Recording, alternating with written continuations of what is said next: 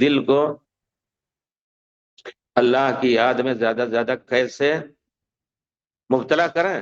اور نگاہ کی حفاظت کس بارے میں؟ نگاہ کی حفاظت آپ خود جانتے ہیں، پیارے رسول صلی اللہ کا حکم ہے، قل للمؤمنین یغضوا من ابصارہم ویحفظوا فروجہم، مومنین سے کہہ دیجیے اپنی نظر کو نیچے ہے۔ آپ جا رہے ہیں، ٹھیک ہے، آپ کو حق ہے کہ آگے دیکھیں، لیکن اچانک ابھی آ رہے ہیں ہم لوگ، تو دیکھیے کہ کوئی آپ کے سامنے ایسی عورت آ گئی جس کا چہرہ مطلب ٹھیک ہے، انسان دیکھنے کی کوشش کرتا ہے، لیکن آپ سر نیچے کر لیجئے، گزر جائے وہ، اور اگر آپ برابر دیکھتے رہے تو پھر وہی گناہ کی بات ہو گئی۔ یا علی لا تتبع النظرۃ النظرہ فإن لک الاولی وليس لک الاخرہ، پیارے رسول نے حضرت علی کو کہا کہ دیکھو، ایک چٹتی نظر یا غلط نظر کی بنا پر دوسری مرتبہ نظر نہ ڈالو، عورت جا رہی، کوئی خوبصورت عورت ہے، یا ویسے ہی عورت کا احساس ہی آدمی کو مجبور کرتا ہے دیکھے، اور غلطی یہ ہوتی بہت سے عورتوں میں کہ وہ خوشبو لے کر کے اور ماشاءاللہ یعنی چلتی ہیں تو ایسا برا لگتا ہے، صحیح بات ہے، بہت ہی غلط ہے۔ پیارے رسول صلی اللہ علیہ وسلم کے قول اور صحابہ کرام نے کہا ہے کہ اللہ کی بندی، تم نے مسجد جانے کے لیے خوشبو استعمال کیا ہے، جا کر کے جنابت کے غسل کی طرح غسل کر کے آؤ، پھر مسجد میں جاؤ۔ تو ہونا یہ چاہیے بہرحال کی نظر ہم بالکل نیچی کر لیں، وہ گزر جائے، اور آپ نظر گڑا دیں تو ہمارے لیے پہلی تو جائز ہے، تو گڑائے رکھتے ہیں، یہ بھی نہیں جائز، یعنی فإن لک الاولی، گڑائے رکھے نہیں، فوراً آپ کو غض بصر کا حکم ہے۔ تو یہ ہونا چاہیے بہرحال، اللہ تعالیٰ حفاظت کر۔ دوسری بات یہ ہے کہ دل کو پتہ نہیں کہ اللہ کی یاد سے زیادہ کیسے معمور کریں۔ آپ بیٹھے ہیں، کچھ نہیں، تو آپ اللہ تعالیٰ کا یہ خوشخبری پیارے رسول نے جو دی ہے کہ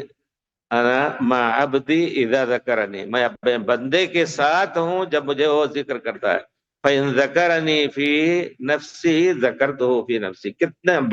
بڑی فضیلت آ جاتی ہے ہمارے لیے کہ اللہ تعالیٰ ہم اپنے نفس میں آہستہ آہستہ سبحان اللہ اور الحمدللہ کر رہے ہیں، اللہ تعالیٰ بھی ہمیں اسی طرح یاد کر رہا ہے۔ ومن ذکرنی فی ملأ ذکرتہ فی ملأ خیر منہ، جو کسی خاص مجلس میں میرا ذکر کرتا تو اپنی خاص مجلس فرشتوں کی جو ان کی مجلس سے بہت افضل ہے، اس میں اس کا ذکر کرتا ہوں کہ دیکھو میرا بندہ حج کے موقع پر جب اللہ تعالیٰ کہتا ہے کہ عبادی جاؤنی شعثا غبرا، یہ میرے بندے پراگندہ حال پراگندہ بال مٹی میں ہٹے ہوئے آئے ہیں، کیا چاہتے ہیں؟ اشہدوا یا ملائکتی فقد غفرت لکم، گواہ ہو جاؤ میں ان سب کو معاف کر رہا ہوں۔ تو یہ ہر وقت یاد کرنے کا ایسا ہی ہے۔ آپ وقت جو ہے، ہمارے استاد مجھے یاد آتا ہے، اللہ تعالیٰ ان کو جزائے خیر دے، زندگی اللہ تعالیٰ نے گزارنے کی کوشش کی، اسی نے حج پر بنارس میں لوگ پڑھ رہے تھے تو کہتے تھے کہ تم لوگ جاتے ہو تو راستے میں عورتیں اور سب آتی ہیں، نظر نیچی کر کے اور چلے جاؤ، لیکن گدھے کی طرح منہ لٹکا کر کے نہ جاؤ، ایسے کہتے تھے، گدھے کی طرح منہ لٹکا کے نہ جاؤ، ذکر اذکار کرتے رہو، ہر قدم پہ ذکر اذکار۔ آپ بستہ لیے، کتاب لیے، اپنا جا رہے ہیں اور سبحان اللہ والحمدللہ لا الہ الا اللہ پڑھتے جائیں، یہ ہے ہر وقت، وقت کو ضائع نہ کیجیے۔ یہ ہے قیامت کے دن وقت کی بھی پوچھ ہوگی کہ ہم نے وقت دیا تھا،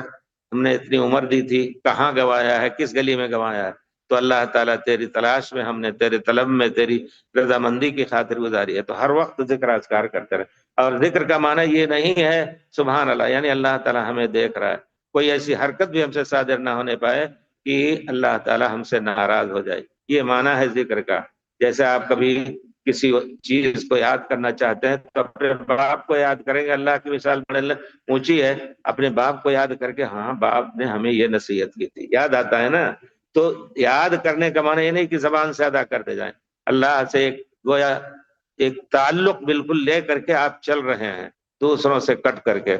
اور تنہائی میں جب ہو تب بھی ذکر اذکار۔ تو انشاءاللہ یہ ہے ابن قیم وغیرہ نے اس کی بڑی اچھی تفسیر کی ہے۔